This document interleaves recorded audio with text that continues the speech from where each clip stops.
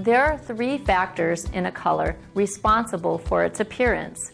Hue, is it blue, is it red, is it yellow? Its value, its relative lightness or darkness on the value scale.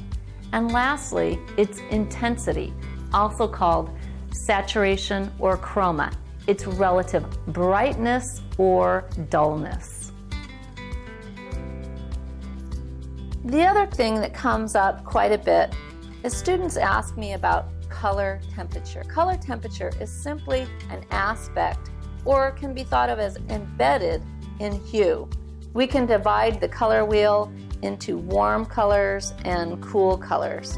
And I like to think of it that way. It keeps it really simple for me. And the simpler the better. It's no accident that my tray is organized exactly to conform with these ideas about color. It's organized by hue, value, and intensity. My travel box is organized in exactly the same way as my studio palette, so whether I'm out plein air painting or teaching a workshop, I'm working with the same palette. Organizing my palette from that jumble of pastel boxes that I had made me a much better painter. And if there's one thing that you can do right away to help improve your paintings, I would do that. As painters, we need some kind of reliable way to talk about and work with color. All colors have these three distinct factors that account for their appearance and can be orchestrated independently of one another. So let's go a little bit more in depth and talk about each one of those factors. First, let's talk about hue, a color's name.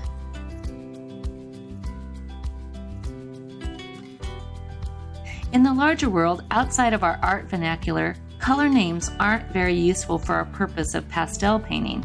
A trip to the hardware store illustrates this really well. Color names like Daisy Crown and Brilliant Sunshine do little to truly describe a color. Some marketer got pretty creative. Names like that might help sell a product, but they aren't very descriptive of the actual color. Hue is the identity of a color indicated by its name. There are a few names for colors that are unique, no matter the language, such as red and green. Then we combine color names to describe other colors, like reddish brown. There are tons of emotional and cultural associations with certain colors and color names. Red is the color of love, but also of revolution and the scarlet letter. We get green with envy and dream of the deep blue sea. Orange is the color of spice and also of renunciation. These associations are no doubt based on the fundamental elements of fire and ice. Let's start with the primary colors, red, blue, and yellow.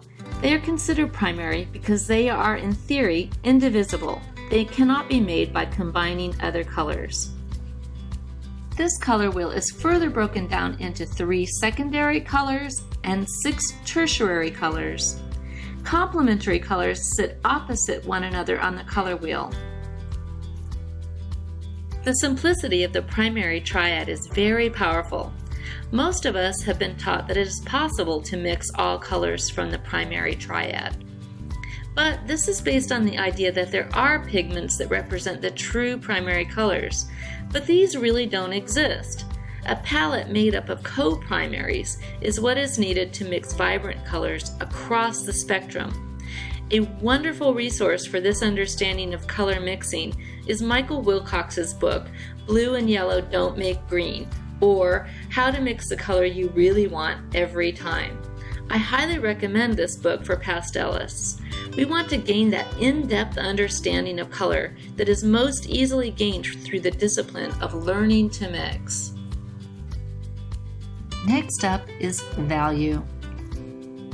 Value refers to the relative lightness or darkness of a color. The value continuum contains an infinite number of variations.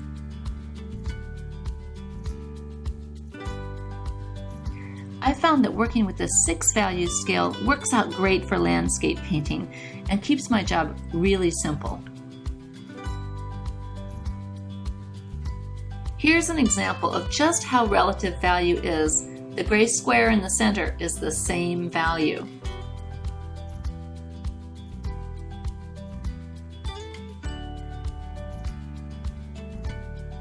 Intensity, sometimes called saturation or chroma, refers to how bright or dull a color is. I think that it can be very difficult to distinguish between value and intensity. A color can be light in value and still be of low intensity, like the yellow on the right. It is duller than the yellow on the left, but they are relatively the same in value. Likewise, a color can be dark in value and be of high intensity, like the blue on the left. Let's look at some more examples to illustrate this idea of intensity. In these squares, what's shifted is just the hue. In the next square, what's shifted is the value. Both squares are green, but one is darker than the other. In the very last example, both squares are green. They're relatively the same in value, but one of the greens is more intense. It's brighter.